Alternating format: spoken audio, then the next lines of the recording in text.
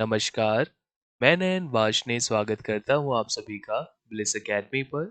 इस लेक्चर के अंदर हम इंडो इस्लामिक कल्चर में से chapter 6 history of Muslims in India के बाकी के जो बचे हुए टॉपिक्स हैं उनको डिस्कस करेंगे। तो चलिए सबसे पहले एक बार हम देख लेते हैं कि कौन से वो टॉपिक्स हैं। सबसे पहले हम बात करेंगे contributions of Muslims in Indian national movement, फिर जानेंगे रिवोल्ट ऑफ 1857 को और आखिर में फेमस रूलर्स के बारे में बात करेंगे जो कि पढ़ने से रह गए हैं, जैसे कि हैदर अली, टीपू सुल्तान, असफ फ़ज़ा, सादत खान और मुर्शिद कुली खान। तो चलिए शुरू करते हैं।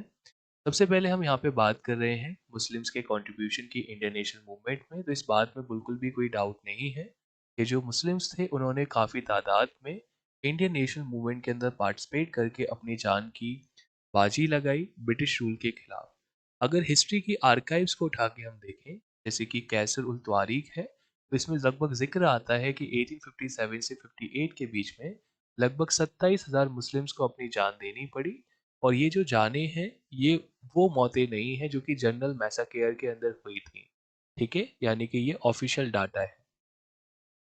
इसी तरीके से अगर और भी हम मुस्लिम रेवोल्यूशनरीज की बात करें जिसमें डिफरेंट पोइट्स या फिर राइटर्स हुए, तो उनके बारे में भी ज़्यादा कुछ हमें पता नहीं है। जैसे कि एग्जाम्पल के तौर पे मोहम्मद अशफाक उल्ला खान जो कि शाहजहाँपुर के थे, जिन्होंने ट्रेजरी लूट करी थी काकोरी कांड के अंदर। ठीक है, तो इनके बारे में भी काफ़ी कम ही आता है। इसी तरीके से खान अब्दुल गफ्फार खान जो कि ग्रेट नेशनलिस्ट हुए, अपनी 95 ईयर्स की उम्र में से इन्होंने 45 ईयर्स जेल के अंदर बिताए थे इंडिया की फ्रीडम के लिए। इसी तरीके से प्रोफेसर बरकतुल्लाह जो भोपाल के थे, ये वन ऑफ द फाउंडर्स हैं गदर पार्टी के, who created a network of anti British organization. और आगे जाके he died penniless in Germany 1927, यानी कि इनके पास पैसे भी नहीं रहे, उस टाइम पे इनकी मौत हुई। इसी तरीके से सैयद अहमद शाह जो थे गदर पार्टी के, ये वर्क करे अंडरग्राउंड रेवोल्यूशनरी के तौर पे फ्रांस में, और इसके लिए इनको फांसी पे चढ़ा दिया गया। ठीक है, क्योंकि जो गदर की अपराइजिंग थी वो अनसक्सेसफुल रही थी 1915 में। अली अहमद सिद्दीकी जो कि फैजाबाद यूपी के थे, इन्होंने प्लान करा Indian mutiny in Malaya and Burma के अंदर along with Syed Mustaba Hussain of Jaunpur, और इनको भी फांसी पे चढ़ा दिया गया 1917 में। इसी तरीके से उमैर सुबहानी करके एक पर्सन है, ये इंडस्ट्रियलिस्ट थे, साथ ही साथ मिलीनियर थे बॉम्बे के, who presented a blank cheque to Gandhi ji ताकि वो कांग्रेस के एक्सपेंसेस को कर पाए and ultimately gave his life to the cause of independence. इसी तरीके से मौलाना अबुल कलाम आज़ाद, मौलाना मोहम्मद अली, मौलाना शौकत अली, डॉक्टर जाकिर हुसैन, अलामा इकबाल, बदरुद्दीन तैयबी, ठीक है, डॉक्टर सैफुद्दीन किचलो, डॉक्टर बशीर अहमद, हसरत मोहानी, ये कुछ ग्रेट रेवोल्यूशनरी हुए जिन्होंने इंडियन नेशनल मूवमेंट में पार्ट किया। द फरेजी एंड बहावी मूवमेंट जो थे had distributed the pace of British plan in the initial stages of its expansion in India। ये जो मूवमेंट थे was rightly he called as the most organized struggle जो कि Britishers के खिलाफ हुई। इसमें जो बहावीज थे इनका एक नेटवर्क था ऑल ओवर इंडिया का, जो कि ऑब्स्ट्रक्ट करता था smooth sailing of the British and fought gallantly against them। It is in the sense that they are said to be early fighters of Indian freedom.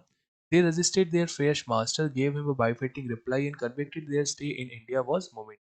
यानी कि Wahabi movement एक ऐसा movement था जहाँ पे ब्रिटिश के प्रोडक्ट्स को अपोज किया जाता था और रुकावट पैदा की जाती थी। साथ ही साथ ये एक ऐसा मूवमेंट था जिसने ब्रिटिश के सामने ये बात रखी कि ज़्यादा दिनों तक आपकी जो हुकूमत है वो भारत के अंदर रहने वाली नहीं है। It is more surprising to know that the role of contribution of Muslims women in the War of Independence। ठीक है, जब रिवोल्ट हुआ 1857 का, तो जो असगारी बेगम थी जो कि माँ थी काजी अब्दुल रहीम की, जो कि एक रेवोल्यूशनरी थे थाना भावा के अंदर मुजफ्फरनगर में, इन्होंने ब्रिटिशर्स के खिलाफ लड़ाई लड़ी और she was burned alive when defeated. ठीक है, यानी कि जब इनकी हार हुई तो इन्होंने खुद में आग लगा ली।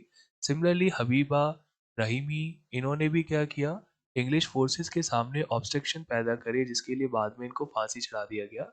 लगभग 225 मुस्लिम वोमेन जो थी, इनको अपनी रिवोल्ट के अंदर जान देनी पड़ी। They participated in all the political movements from partition of Bengal to the partition of India. ठीक है, कांग्रेस के बैनर तले, और इसके लिए इनको जेल में डाला गया, फाइन लगाया गया, इन पे लाठी चार्ज करी गई, जिससे इनको काफ़ी सारी कैजुअलिटीज़ हुई। इनकी जो लाइफ स्टोरी है खुद में ही एक नेशनल मूवमेंट की झांकी हमको देती है, जिसको हम इग्नोर नहीं कर सकते। इसी बीच कई सारी पब्लिकेशन जैसे अल हिलाल है, कॉमरेड है, अलबलग है, ये डिफरेंट पार्ट्स इंडिया के अंदर स्टार्ट हुई।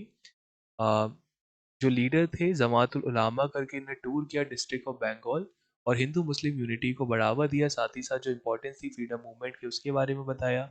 मजलिस असफुल्ला इस्लाम खुदा खिदमतगार शिया पॉलिटिकल कॉन्फ्रेंस और ऐसी और कई सारी मुस्लिम ऑर्गेनाइजेशन को भी स्टार्ट किया गया, जिसके द्वारा नेशनल मूवमेंट का जो आइडिया था वो लोगों तक पहुंचाया जा सके। इसके बाद फिर रिवोल्ट होता है 1857 का, ये पहला ऐसा आर्मी रिवोल्ट था। मतलब ये पहला आर्मी रिवोल्ट नहीं था, इससे पहले भी रिवोल्ट हो चुके थे, जैसे कि रिवोल्ट ऑफ वैलोर था तमिलनाडु में 1806 के अंदर।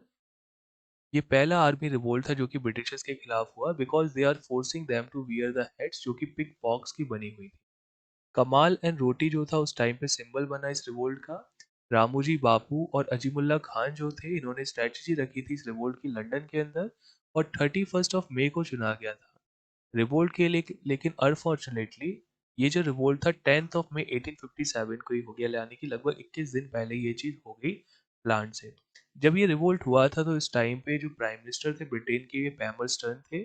उस टाइम पे रानी जो थी क्वीन विक्टोरिया थी। गवर्नर जनरल इंडिया के अंदर लॉर्ड कैनिंग थे। मुगल एम्परर बहादुर शाह जाफर थे। कमांडर इन चीफ मुगल के बख्त खान थे। ब्रिटिश आर्मी के जो चीफ थे रिवोल्ट से पहले वो जॉर्ज एनिसन थे। और रिवोल्ट के दौरान इसको कॉलन कैंपवेल को बनाया गया। ठीक है। इसके बाद ये कहा जाता है कि जो रिवोल्ट था इसके कई सारे पर्सपेक्टिव्स यानी कि लोगों के देखने के नजरिए थे। एक तरफ हम कह सकते थे धर्म के अंधे थे versus Christian.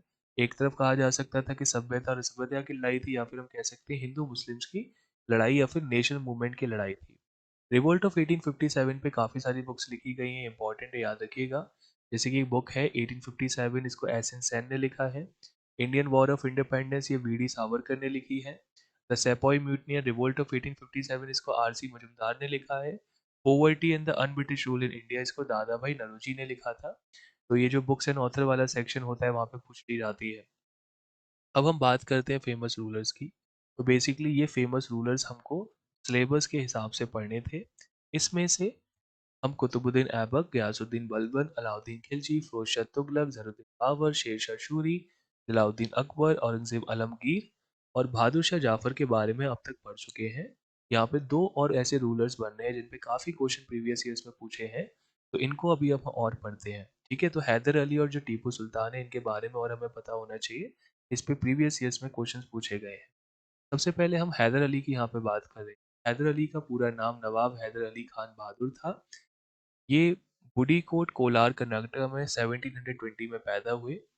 His ruling region was 1761 to 1782 AD. इनके फादर का नाम फतेह मोहम्मद था और मदर का नाम लाल बाई था।